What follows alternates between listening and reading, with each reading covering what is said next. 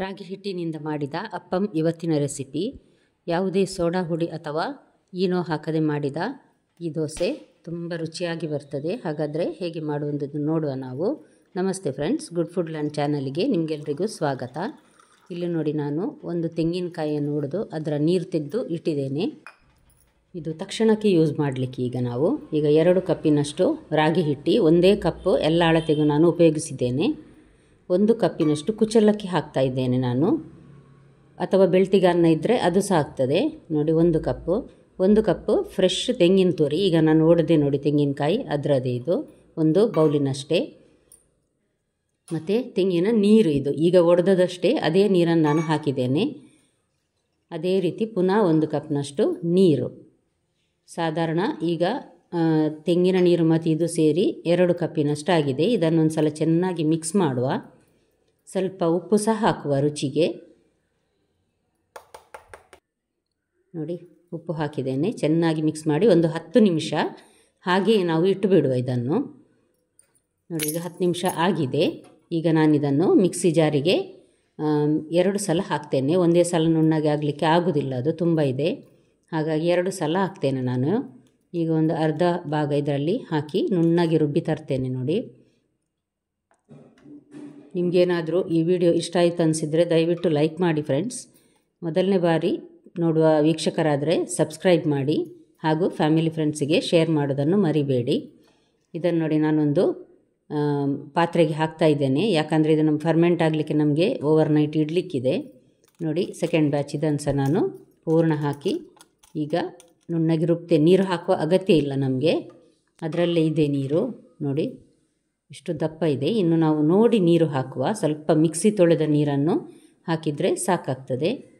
ಅನ್ನ ಹಾಕಿರೋದ್ರಿಂದಾಗಿ ತುಂಬ ದಪ್ಪ ಸಹ ಇಡಲಿಕ್ಕೆ ಆಗೋದಿಲ್ಲ. ಇದು ಸಾಧಾರಣ ನಾನೀಗ ತೋರಿಸ್ತಾ ಇದ್ದೇನೆ ನೋಡಿ, ಅಷ್ಟೇ ಇಟ್ಟರೆ ಸಾಕು. ನೋಡಿ, ಮಿಕ್ಸಿ ತೊಳೆದ ನೀರಿದು, ಇದನ್ನು ಹಾಕಿದೆ. ಒಂದು ಸಾಧಾರಣ ಒಂದು ಅರ್ಧ ಲೋಟದಷ್ಟು ಇದೆ ಇದು ಸಹ. ಇದನ್ನೀಗ ನಾವು ಚೆನ್ನಾಗಿ ಮಿಕ್ಸ್ ಮಾಡಬೇಕು. ಇದಕ್ಕೆ ನಾನೀಗ 1 ಟೇಬಲ್ ಸ್ಪೂನ್ನಷ್ಟು ಸಕ್ಕರೆ ಹಾಕಿದ್ದೇನೆ.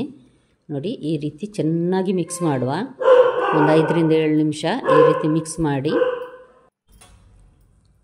ಮಿಕ್ಸ್ ಆಗ್ತಾ ಇದೆ ನೋಡಿ. ಈಗ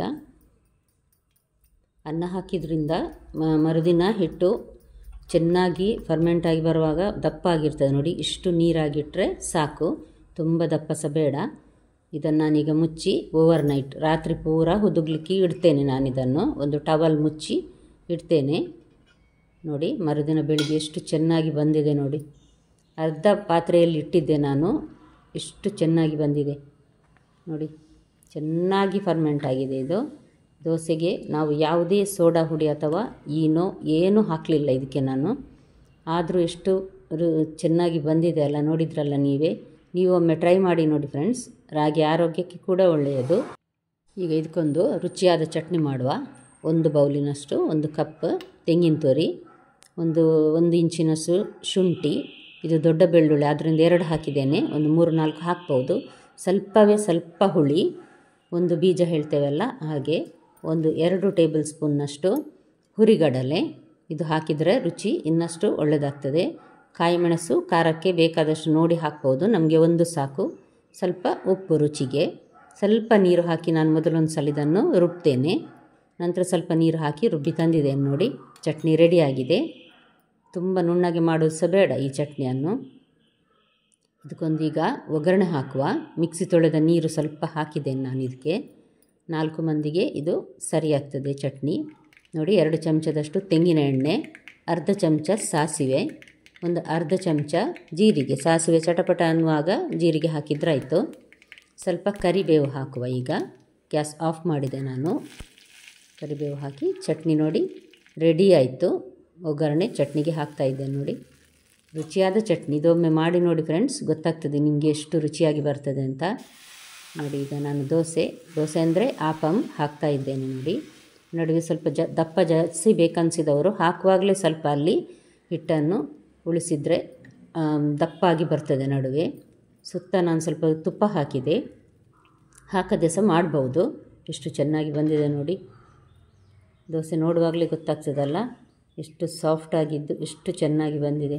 ನೋಡಿದ್ರಲ್ಲ, ಇನ್ನೂ ನೀವು ಸಬ್ಸ್ಕ್ರೈಬ್ ಆಗಿಲ್ಲ ಅಂದರೆ ದಯವಿಟ್ಟು ಸಬ್ಸ್ಕ್ರೈಬ್ ಮಾಡಿ ಹಾಗೂ ಲೈಕ್ ಬಟನನ್ನು ಪ್ರೆಸ್ ಮಾಡೋದನ್ನು ಮರಿಬೇಡಿ. ನೋಡಿ ದೋಸೆ ರೆಡಿ ಆಯಿತು. ರಾಗಿ ಹಿಟ್ಟಿನ ತೆಂಗಿನ ತುರಿ ಹಾಕಿರೋದ್ರಿಂದ ತುಂಬ ರುಚಿಯಾಗಿ ಬರ್ತದೆ. ತೆಂಗಿನ ನೀರು ಸಹ ಹಾಕಿದ್ದೇವೆ ನೋಡಿ. ಹಾಗಾಗಿ ನೋಡಿ ಸ್ವಲ್ಪ ಹಿಟ್ಟನ್ನು ಹಾಗೇ ಬಿಟ್ಟು ಆಪಮ್ ಹಾಕೋದೇ ಹಾಗೆ, ಅಥವಾ ಆಪಮ್ನ ಕಾವಲಿಯ ಸಿಗ್ತದೆ ಅದರಲ್ಲಿ ನಡುವೆ ಹಾಕಿ ಸುತ್ತು ತಿರುಗಿಸಿದರೆ ಅದರಲ್ಲಿ ಸಹ ಆಗ್ತದೆ. ನಾನು ಮಾತ್ರ ಈ ರೀತಿಯೇ ಮಾಡೋದು. ನೋಡಿ ಎಷ್ಟು ಚೆನ್ನಾಗಿ ತೂತಾಗಿ ಬಂದಿದೆ ದೋಸೆ. ಮುಚ್ಚಳ ಮುಚ್ಚಿ ಈಗ ಬೇಯಿಸುವ ಸ್ವಲ್ಪ ಹೊತ್ತು. ನಾನು ಲೋ ಟು ಮೀಡಿಯಮ್ ಹೀಟಲ್ಲಿ ಇಟ್ಟಿದ್ದೇನೆ.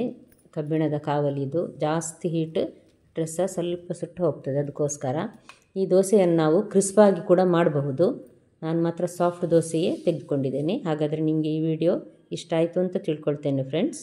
ಮತ್ತೆ ಭೇಟಿ ಆಗೋಣ. ಧನ್ಯವಾದ.